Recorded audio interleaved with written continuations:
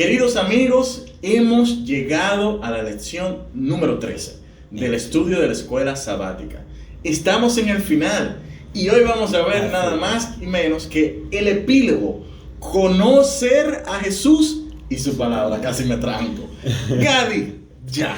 Definitivamente esta es la última lección. Definitivamente, ha sido toda una jornada, ha sido todo un reto, un viaje, pero ha sido de bastante aprendizaje, bastante crecimiento, y esta última lección no es la excepción. O sea, muchísimas buenas lecciones de aprendizaje tenemos aquí en ella. Sí, en el libro de Juan que hemos estado estudiando en este trimestre, hemos aprendido valiosas lecciones, todas basadas en las enseñanzas del evangelista Juan. Y en esta última etapa ya, el epílogo, como también lo dice en su título principal, es el cierre o el comentario final de una obra, o es la conclusión de algunos de la historia principal de ciertos personajes. Usualmente la encontramos en novelas literarias, donde claro, al final de la obra, cuando ya el final se ha determinado, el epílogo entra como a dar una conclusión y unas pinceladas de lo que el futuro o ciertas tramas debieron haberse cerrado. A mí particularmente, y me disculpan, eso me recuerda, como te había comentado en WhatsApp, cuando estaban dando el corte de Zack Snyder. No sé por qué lo traigo aquí, pero es lo que me recordó en el momento. Epílogo. Sí, o sea. Y se dieron algunas cosas que a mi entender no fue un epílogo, fue ponlo ahí porque hay que darle. Porque pues, más que cerrar cosas, abrió cosas. Sí, pero ese no es el punto. El texto bíblico para nosotros memorizar se encuentra en Juan capítulo 5, verso 39, y ese dice: ustedes escudriñan las escrituras porque piensan que en ellas tienen la vida eterna, ellas testifican de mí. Una declaración poderosa de Jesús que a lo largo de este estudio ya la habíamos tocado. Claro que sí. Pero que Jesús hace mención de que una de las fuentes en las que el hombre puede conocerle es a través de la palabra de Dios. Definitivamente.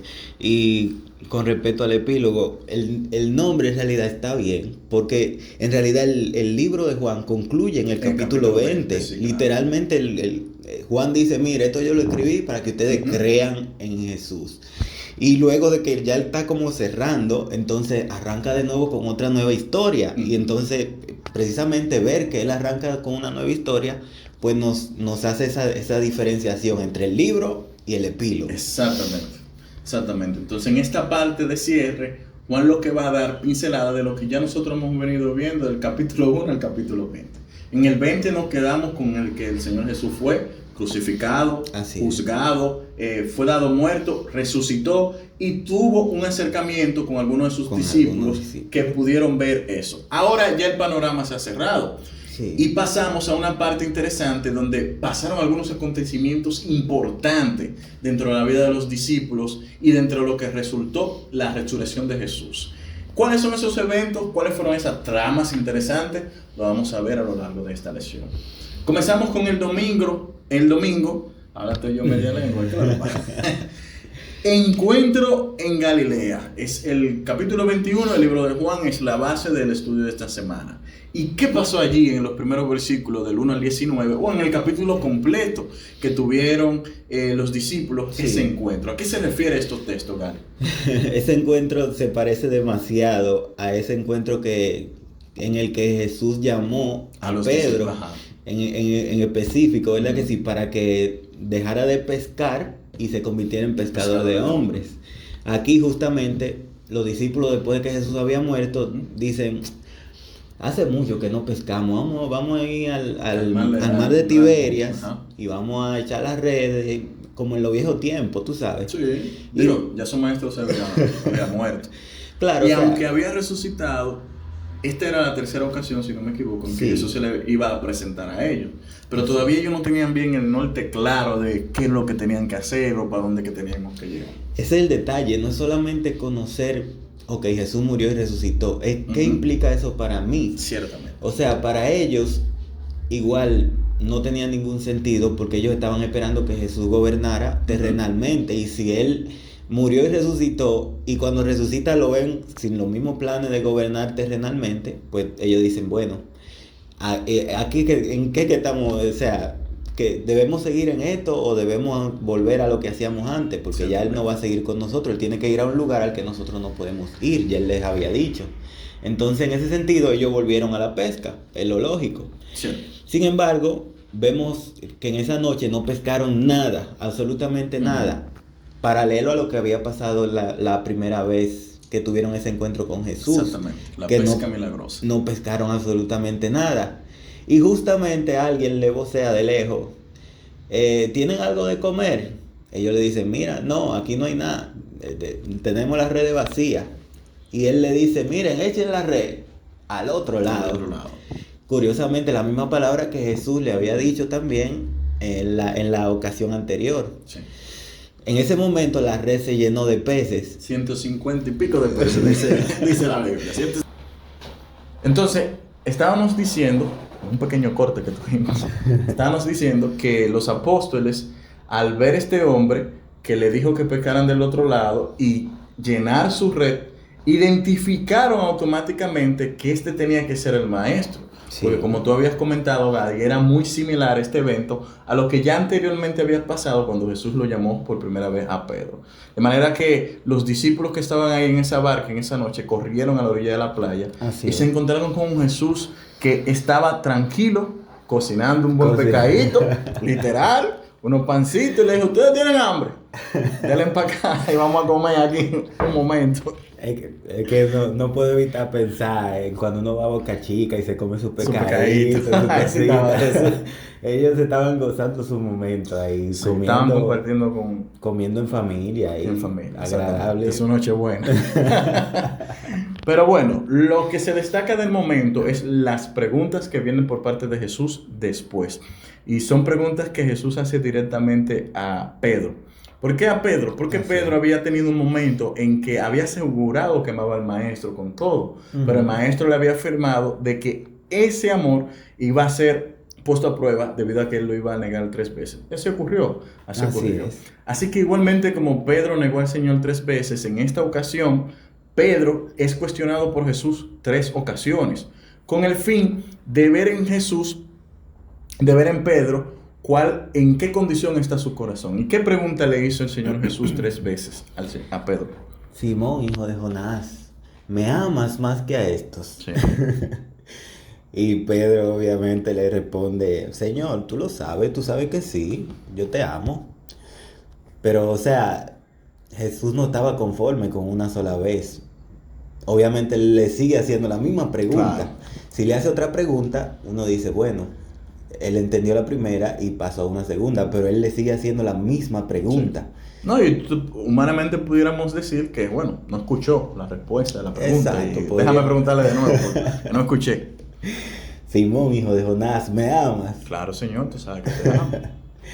Pero la respuesta de Jesús viene acompañada con algo, dice, apacienta mis ovejas. Sí. Pero no se queda ahí, él vuelve y pregunta de nuevo, Simón, hijo de Jonás, ¿me amas? Y Pedro le pregunta, pero Señor, ¿y qué? ¿Por qué tú me preguntas tanto lo mismo? ¿Y qué? Como cuando tu mamá te manda demasiado al colmado. ¿Y qué, mami? Tú sabes todas las cosas, tú sabes que sí. Y realmente Jesús lo sabía. Sí, claro. Jesús sabía lo que había en el corazón de Pedro. Sí. Sin embargo, era una manera de hacer que Pedro hiciera una introspección y viera qué había en el corazón del mismo. Así es. En esta ocasión Pedro no fue rápido al hablar. Antes él hablaba impulsivamente y decía, sí, yo te amo, mira, con todo mi corazón. Si yo tengo que morirme por ti, yo voy y me muero por ti. ¿A quién hay que cortarle una oreja? Yo voy y se la corto. Era una persona impulsiva. Pero en esta ocasión él no está respondiendo impulsivamente. En esta ocasión vemos que él piensa, medita, ¿por qué él me está diciendo eso? Y le dice, Señor, tú me conoces más que yo mismo, o sea, tú dime, sí. Yo creo que yo te amo, pero yo no estoy seguro. En este momento ya él no siente la misma seguridad, la misma confianza en sí mismo. Ahora él tiene confianza en Jesús. Claro. Entonces pasa un punto muy importante en ese momento de esa conversación, y es que Pedro se le es llamado a apacentar las ovejas, como bien tú has comentado, pero igualmente él, reconociendo esta parte de él, pasa a un punto a humillarse.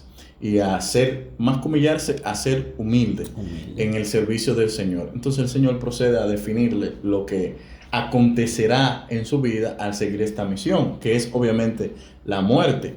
Y diría yo que él tuvo un privilegio muy grande, que el mismo Señor le estaba diciendo ahí mismo, oye, esto es lo que va a acontecer contigo. Así es. En un futuro cercano, lejano, no te lo puedo dar ese detalle, pero lo que te aseguro es que vas a morir. Entonces el Señor, conociendo a Pedro, pudo calar dentro de su corazón este acontecimiento y Pedro pudo aceptar la misión que se le tuvo a cargo. No, él por lo menos se lo dijo bonito, le dijo, mira, sí, no, claro, tú ahora te sabes. ciñes y tú ahora vas donde tú quieres, Claro, pero va a llegar el momento en el que tú no vas a hacer lo que tú quieras. No, claro.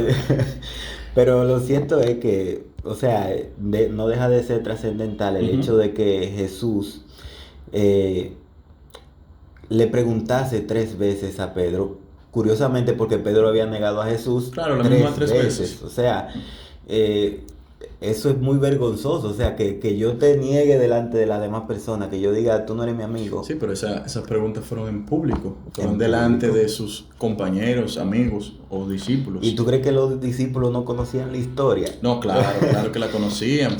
Jesús le dijo todas esas cosas de frente. Exacto. Pero lo que te digo es que a diferencia del momento en privado, por así decirlo, sí. Él lo negó en público. Sí. Pero alguno de los discípulos que estuviera ahí, que hubieran visto eso, no. Entonces ahora en este momento, delante de los discípulos, Pedro tiene que declarar realmente de su parte cuáles son sus intenciones con Jesús. Y que están claras.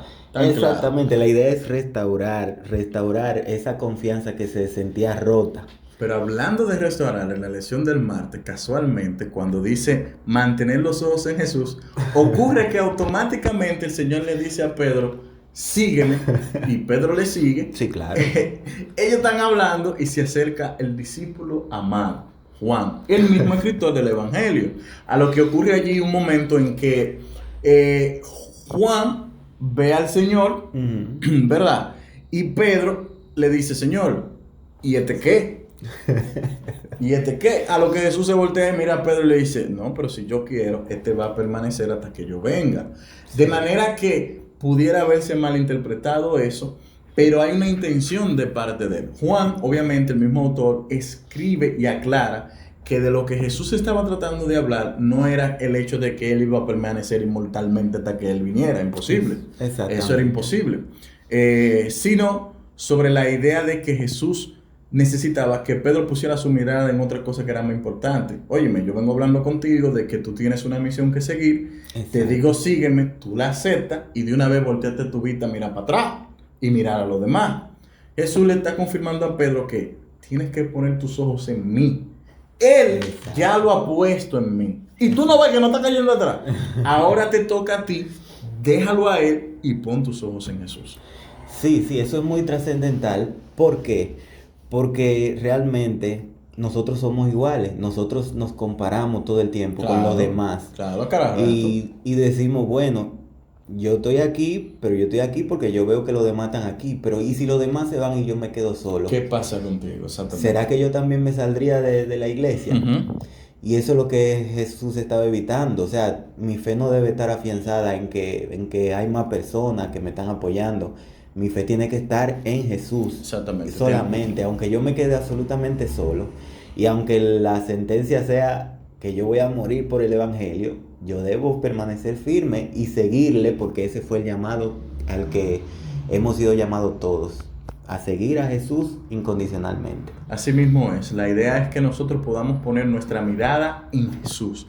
O sea, y este epílogo, Gadi, solamente es para que nosotros entendamos la importancia que es de pasar a leer textualmente el texto bíblico que a conocer literalmente a Jesús, entender su palabra y dejarnos guiar por esa palabra. Son dos cosas muy diferentes. Completamente. O sea, una cosa es el conocimiento bíblico que usted pueda tener, histórico incluso, de las cosas que acontecieron, pero otra cosa muy diferente es una relación cercana con Jesús, a que la palabra de Jesús viva en nosotros. Eso es totalmente diferente.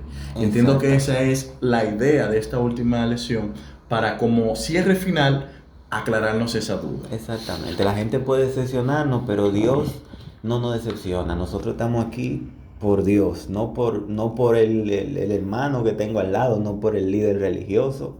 Estamos aquí solamente por Dios. Bien, en la lección de lo que es ser martes, trata el tema de la luz y la oscuridad.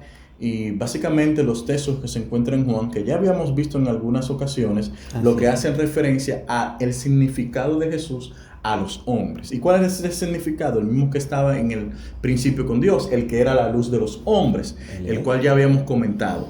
Entonces, Jesús es esa luz que alumbra a través de la oscuridad a todo ser humano y que está dispuesta para que cada uno de nosotros nos alcance. Y no solamente eso. En el libro de Mateo se nos describe que el mismo Señor Jesús dice que una luz no puede ser escondida, haciendo referencia tanto a Él como a aquellos que van a ser iluminados por Él en el futuro. De manera que ciertamente aquí vemos cómo Jesús representa la luz, la esperanza para la humanidad, pero igualmente nos involucramos nosotros también en esa esperanza cuando vivimos como Jesús, compartimos tiempo con Jesús y aprendemos las cosas que Jesús quiere que nosotros aprendamos. Es decir, nosotros llegamos a ser una pequeña luz que ilumina también este mundo. Definitivamente.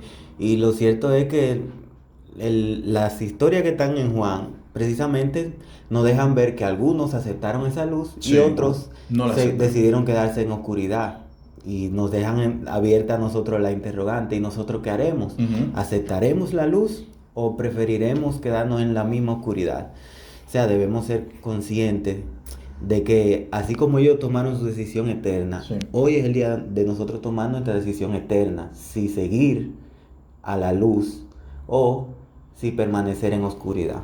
Y ciertamente lo que tú dices de que ellos tomaron sus decisiones, pasamos a la lección del miércoles, donde precisamente lo que se nos trata de explicar a nosotros es la teología de arriba y la teología de abajo. En llanas palabras, esta parte de la lección comienza con la historia de, ya habíamos visitado, sí, claro, de aquel el funcionario que pidió la sanidad de su hijo. Exacto. O sea, él pidió la sanidad de su hijo a Jesús, él se le acercó a Jesús y Jesús le dice que ustedes creen porque te hagan milagro. Y después le dijo: ve, que tu hijo está salvo. Y cuando él llegó allá, encontró que su siervo le había dicho: mira, sí, el muchacho está necesito. Pero ¿a qué hora fue eso? ¿A qué hora? ¿A qué hora fue eso? Bueno, fue a la hora precisa que él entendió que Jesús le había dicho: vete, que ya tu hijo está salvo porque tu fe quiere salvar. ¿Qué quieres enseñarnos esta lección? En primera instancia, ya hemos reconocido ciertamente anteriormente que lo que hizo la persona es un acto de fe. Pero ¿qué pasa? Es muy diferente a escuchar las palabras que creer en las palabras. Me voy a explicar. Posiblemente él se acercó a donde Jesús y hasta que Jesús no le confirmara de que se tenía que ir, él no se hubiera ido. A diferencia del milagro de la mujer con el flujo de sangre, que ella además dijo: yo la voy a topar y ya. Y ya. Entonces, hay una radical diferencia entre nosotros creer desde abajo a desde arriba. Y el desde arriba significa a creer por la palabra de Dios. A entender que la palabra de Dios tiene poder y que por ende es más que suficiente para que cada uno de nosotros crea. Así es, o sea, debemos entender que el proceso debe darse al revés de como nosotros pensamos. A veces nosotros pensamos que tenemos que ver la mano de Dios obrando para nosotros creer que Dios obra. No, es al revés. Nosotros tenemos que creer que Dios obra y luego nosotros veremos la mano de Dios obrando. Tal y cual como le hizo la mujer. Ella dijo: le pongo la mano ahí y yo sé que voy a tasar. Exactamente. Y lo cierto es que esa misma realidad era la que le pasaba a los fariseos y a todas esas personas que rechazaron a Jesús. Ellos rechazaron a Jesús porque ellos tenían ya inculcado un conocimiento que ellos no estaban dispuestos a abandonarlo, y con ese preconcepto siempre juzgaron a Jesús desde abajo.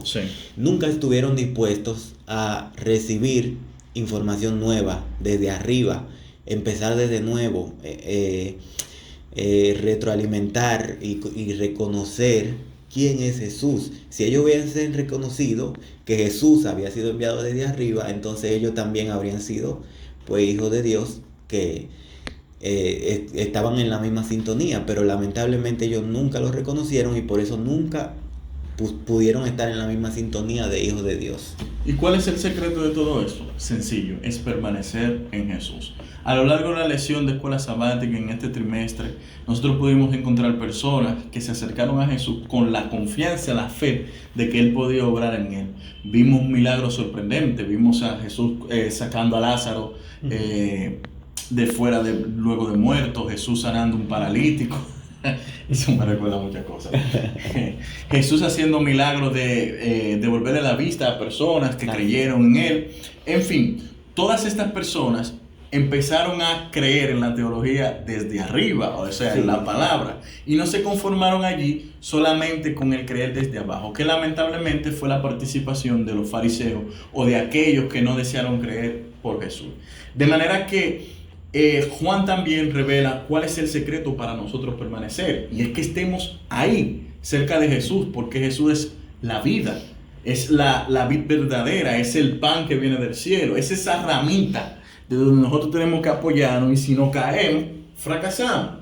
Así es, o sea, hay que entender algo. Nosotros, por ejemplo, está muy popularizada la idea de si yo creo, ya yo tengo salvación, y es verdad. Pero no es solamente ser atraídos por Jesús. Jesús se puso como el modelo de ser atraído. Él es el imán y todos deben ser atraídos a Él. Claro. Pero no basta con uno ir un solo día. Hay que permanecer constantemente pegado a Él. Esa es la única manera de que la salvación permanezca en nosotros. O sea, una rama, tú la cortas del árbol, inmediatamente se seca. Pero si la rama permanece pegada del árbol, esa rama siempre va a permanecer viva y va dando hoja, dando fruto, echando para adelante. Exactamente, pero es porque constantemente está recibiendo alimento de la fuente, que es Dios. Y nosotros del mismo modo tenemos que día tras día dejar que el Señor sea nuestro fortalecedor, que el Señor sea nuestro alimento y que el Señor sea el que nos dé vida día tras día. Así es. Entonces, al cierre de la lección de escuela sabática de este trimestre, lo más que podemos memorar es que la hemos pasado bien, hemos estudiado bastante, se ha aprendido mucho, y nosotros con todo el corazón y el alma deseamos que tú igualmente hayas disfrutado de este material. Si hay algo que no te gustó, que algo no te agradó, o que hicimos un comentario fuera de tono, tú puedes dejar tu comentario aquí, nosotros lo vamos a leer. Que le hagamos caso a otra cosa. No menos cierto. Pero sí lo vamos a leer. Yo particularmente me he disfrutado esta tarea, este reto de la lección de escuela sabática, a sabiendo de que nos prepara un nuevo trimestre, con una nueva lección por de mano, y con nuevas cosas por aprender. Igualmente un nuevo año, y el cual deseamos nosotros que tú seas bendecido en este nuevo año, que puedas tener salud, paz, amor, y que puedas compartir con tus familiares y tus seres queridos, que crezcas en gran manera, en especial en los temas que son bastante relevantes. Así es, definitivamente el autor del libro de Juan solemos llamarle el teólogo, porque él tenía un conocimiento muy profundo de quién es Dios, y no ganamos nada con leer sus escritos si nosotros no llegamos también a tener ese mismo conocimiento de quién es Dios. La Biblia está ahí, esperando a que nosotros busquemos de Dios, esperando a que nosotros nos acerquemos cada día más a Él, y esperando a que nosotros le conozcamos y tengamos una relación cercana con Él. Así que no desperdicies el momento. Tú puedes empezar el año bien, precisamente buscando de Dios y estableciendo una amistad con Jesucristo. Y nada, queridos amigos, esto fue Loco Como Yo Podcast.